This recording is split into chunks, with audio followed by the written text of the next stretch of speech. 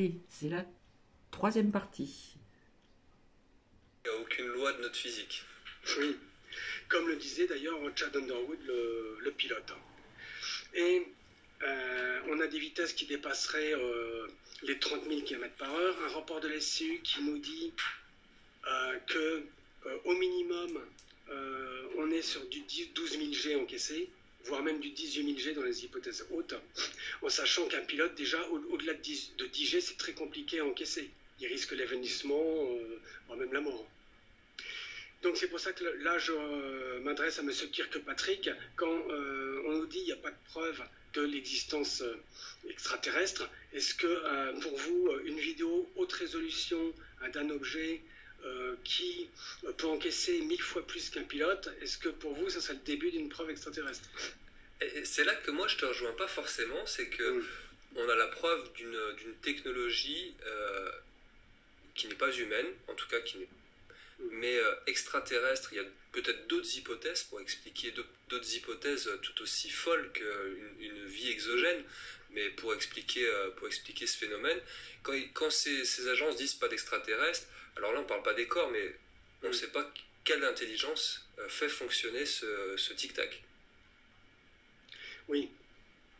Donc effectivement, il peut y avoir des variantes à l'hypothèse extraterrestre, et aussi il y a le fait que, bien sûr, il y a la théorie d'une autre nation qui est non prouvable, non réfutable. Parce que si on dit que certains disent que c'est les Chinois, sans aucune preuve, sans aucune source, sans aucune argumentation, Là, encore une fois, pour reprendre l'expression tout à l'heure, on est sur une maîtrise des lois de la physique qui nous dépasse tellement qu'on a du mal à imaginer que ça puisse être une autre nation qui soit alors que l'intelligence derrière ce phénomène soit une autre nation.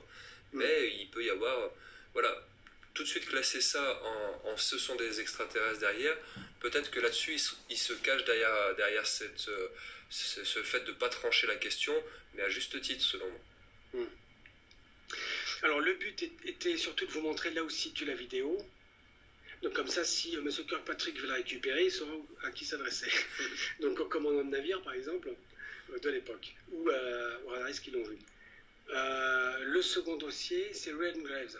Parce qu'il y a une autre vidéo qui s'appelle Gimbal, où cette fois-ci, on a montré encore une vidéo de mauvaise qualité, et où on voit un objet là, qui progresse au-dessus des nuages, et qui effectivement fait une rotation.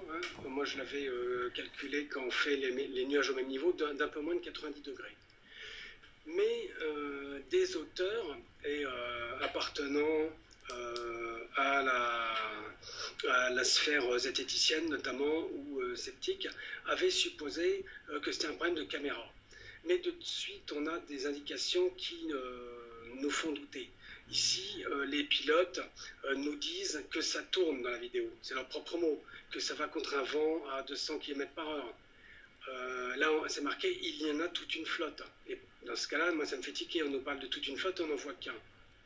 Donc déjà, quand on se dit mu par l'esprit critique, quand on a des petits détails comme ça qui ne collent pas, il faut aller plus loin. Et évidemment, dans leurs analyses, il y en a énormément qui ont oublié cet élément, c'est-à-dire qu'il y a Louis Graves qui a vu la vidéo longue durée. Et il en parle dans une émission qui s'appelle Gimbal UFO Incident, dont j'ai mis les sources ici, Lex Friedman, Lex Clip, 4 août 2022. Et dans cette vidéo, il nous fait il nous explique tout ce qui se passe. Donc, il y avait non pas un objet, mais une flotte. Donc, en fin de compte, la vidéo a été recadrée. Et là, ils nous ont fait un petit dessin.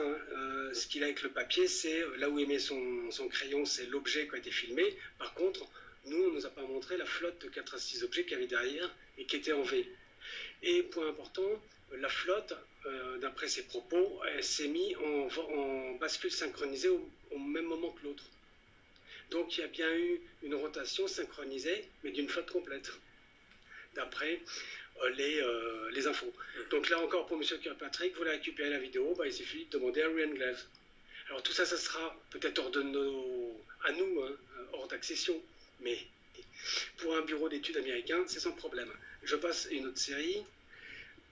Autre source de photos, vidéos, haute résolution du UAP OVNI, non accessible publiquement, c'est un point commun. Dès que ça commence à devenir intéressant, on le soustrait du public. Ouais. John Radcliffe, qui était l'ex numéro 1 du renseignement américain, avant donc Avril Haines, qui nous dit, lors d'une interview sur le New York Market Intelligencer, qu'il y a beaucoup plus d'observations du APEX qui a été rendu public. Dont certaines enregistrées sur de multiples capteurs, incluant des images satellites. Et ces deux mots sont importants parce que, effectivement, des images satellites, on s'attend à de la très haute qualité, puisque c'est les meilleurs capteurs au monde. Et dès le début des programmes Kio, le Corona américain dans les années 60, on avait des images de très bonne qualité, de haute précision. Parfois, on en voit qui circulent dans les médias. Ça capte la plaque d'immatriculation d'une voiture. Donc j'imagine que les photos d'OVNI qui ont dû être prises par des images satellites, ça doit être du bon.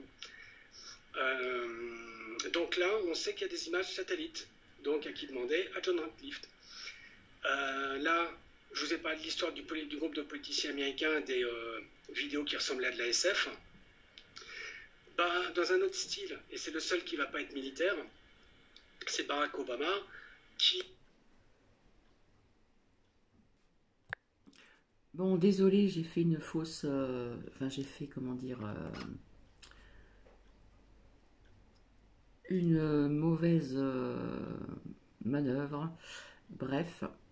Donc, la suite demain. Voilà. Donc, je trouve qu'il y a énormément de recherches, énormément d'analyses et de détails. Donc, je vous souhaite une agréable soirée et je vous dis donc à demain. Au revoir.